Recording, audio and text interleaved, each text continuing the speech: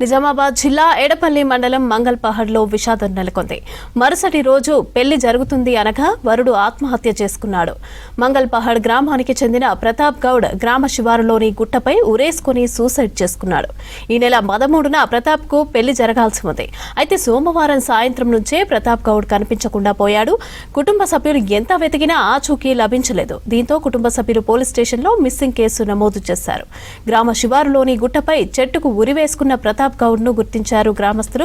కళ్యాణ మండపంలో ఉండాల్సిన కొడుకు విగతజీవిగా కనిపించడంతో శోకసంద్రంలో మునిగిపోయారు తల్లిదండ్రులు. 2 రోజుల్లో పెండ్లి ఉండగా ప్రతాప్ గౌడ్ ఆత్మహత్య చేసుకోవడంపై అనుమానం వ్యక్తం చేస్తున్నారు కుటుంబ సభ్యులు. ఈ ఘటనపై కేసు నమోదు చేసి దర్యాప్తు చేస్తున్నారు పోలీసులు.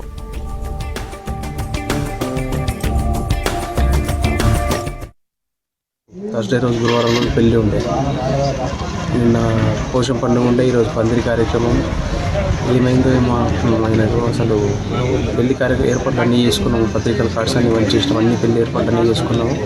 సడన్లీగా ఇంట్లో నుంచి కటింగ్ సేవింగ్ చేసుకుంటాను వెళ్ళిండు.